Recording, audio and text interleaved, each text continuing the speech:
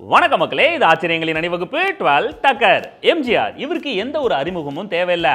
அவரை பத்தி தெரியாத 12 டக்கரான தகவல்கள் உங்களுக்காக. மருதூர் கோபால மேனன் ராமச்சந்திரன், இதுதான் எம்ஜிஆர் அப்படின்ற அந்த பேருக்கு முழு பேருங்க. அதாவது எம்ஜிஆர் எல்லாரும் திரைத்துறையில சின்னவர் அப்படின்னு கூப்பிடுவாங்க. இவர் சின்னவர்னா யாரு பெரியவர் அப்படின்னு கேள்வி நிறைய பேருக்கு வரும். அதுல என்ன இருக்கு அப்படின்னு பாத்தீங்கன்னா, எம்ஜிஆர் நாடக மன்றத்தோட பொறுப்பாளரான அவரோட அண்ணன் எம்ஜி சக்கரபாணிய பெரியவர் அப்படின்னு சொல்லுவாங்க. இவர் தம்பி இல்லையா, அதனால இவரை சின்னவர்னு அழைச்சி காலப்போக்கில் எம்ஜிஆர் சின்னவர் அப்படின்னு அந்த பேரே பெர்மனண்டா ஆகிடுச்சு. எம்ஜிஆர் அவர்களுக்கு போட்டோகிராஃபி மேல ரொம்ப பெரிய இன்ட்ரெஸ்ட்டுங்க. நிறைய போட்டோஸ் எடுப்பாரு. அது மட்டும் இல்லாம ஷூட்டிங்காக எந்த ஊர் எந்த நாட்டுக்கு போனாலும் அங்க ஒரு கேமரா வாங்காம வரமாட்டாரு. அந்த அளவுக்கு கேமரா மேல அவ்வளோ ஒரு பிரியம். அதனால நிறைய கலெக்ஷனே வச்சிருந்தாரு. அவரோட இறுதி நாட்கள்ல அது எல்லாத்தையும் அவங்களுக்கு பிடிச்சமானவங்களுக்கு கிஃப்டா கொடுத்துட்டாரு. பர்சனாலிட்டி அந்த வேர்டு எம்ஜிஆர் அவர்களுக்கு ரொம்பவே பிடிச்சதுங்க. அதனால தன்னை யாரும் எந்த ஒரு விதத்திலையும் அசிங்கமாவோ இல்லை தப்பாவோ ஃபோட்டோ எடுத்துடக்கூடாதுன்றதுல ரொம்ப கான்சியஸாக இருப்பாங்க.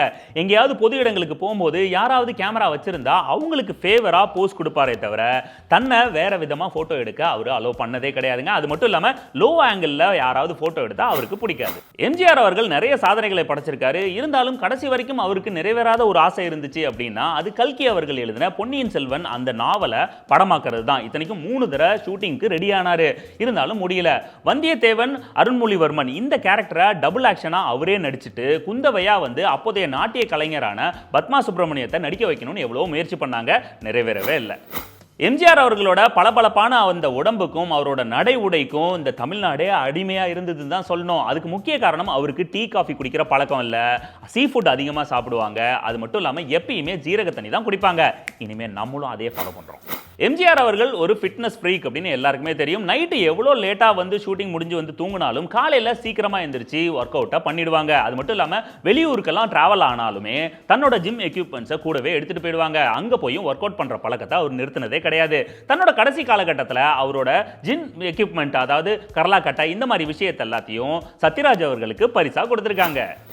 எம்ஜிஆர் அவர்கள் ஒரு அருமையான நடிகர். அதை தாண்டி அவர் சூப்பரா எடிட்டும் பண்ணுவாரு. இது நிறைய பேருக்கு தெரியாது. அதாவது ஒரு குழப்பமான சீனை கூட அதோட ஸ்கிரீன் பிளேவை அழகா புரிஞ்சுக்கிட்டு எடிட் பண்ணுவாரு. அது மட்டும் இல்லாம நிறைய டெக்னிக்கலான விஷயத்தை கரைச்சும் குடிச்சிருக்காரு. எம்ஜிஆர் அவர்கள் நடிகர் மட்டும் இல்லைங்க, நல்ல பத்திரிகையாளரும் கூட. இது நிறைய பேருக்கு தெரியாது. சமநீதி அப்படின்ற பத்திரிகையோட பொறுப்பாளரா இவர் பல வருஷம் அதை நடத்திட்டு இருந்திருக்காரு. பல படங்கள்ல ராஜாவா குதிரையில கம்பீரமா வந்திருக்காரு எம்ஜிஆர் அவர்கள். அதை நம்ம பார்த்து ரசிச்சிருப்போம். ஆனா அவருக்கு உண்மையிலேயே குதிரை ஏற்றம் பிடிக்கவே பிடிக்காது. அதே மாதிரி பிளைட்ல பறக்கிறதுக்கும் எம்ஜிஆர் அவர்களுக்கு விருப்பப்பட மாட்டாரு. ஆனாலும் வேலை இதை பண்ணணும் அப்படின்னா பண்ணி கொடுத்துருவாரு. எம்ஜிஆர் அவர்களுக்கு தொப்பி அணிகிற பழக்கம் அடிமை பெண் படத்துல இருந்து தான் ஸ்டார்ட் ஆயிருக்கு. அந்த படத்தோட ஷூட்டிங்காக ஜெய்ப்பூர் போன இடத்துல வித்தியாசமா இறகுகள்லாம் வச்சு ஒரு தொப்பி இருக்கே அப்படின்னு சொல்லி அதை எடுத்து போட்டு அவங்க ஃப்ரெண்ட்ஸ் கிட்ட காட்டியிருக்காரு. எல்லாருமே சூப்பரா இருக்கு அப்படின்னு சொன்னோன்னே அவரை அது கடைசி வரைக்கும் அதை மெயின்டைன் பண்ணிட்டாரு. நம்மளும் ஜெய்ப்பூர் போறோம், அந்த தொப்பியை போடுறோம், எம்ஜிஆர் ஆகிறோம். எம்ஜிஆர் அவர்களை சினிமாவில் கூட இறக்கிறத அவங்க ரசிகர்கள் விரும்பவே மாட்டாங்க. அவர் நல்ல பீக்கில் இருந்தப்ப பாசம் அப்படின்ற ஒரு படத்தில் அவர் இறக்குற மாதிரி ஒரு சீனு, அவ்வளோதாங்க. பல ஊர்களில் பல தியேட்டர்களை இந்த சீன் வந்ததுனாலேயே அடித்து காலி பண்ணிட்டாங்க. அந்த படத்தை யாருமே சரியாக கூட பார்க்கல. தமிழ்நாட்டில் ஸ்டிக்கர் போஸ்டரை ஃபர்ஸ்ட் இன்ட்ரோடியூஸ் பண்ணது எம்ஜிஆர் அவர்கள் தான்.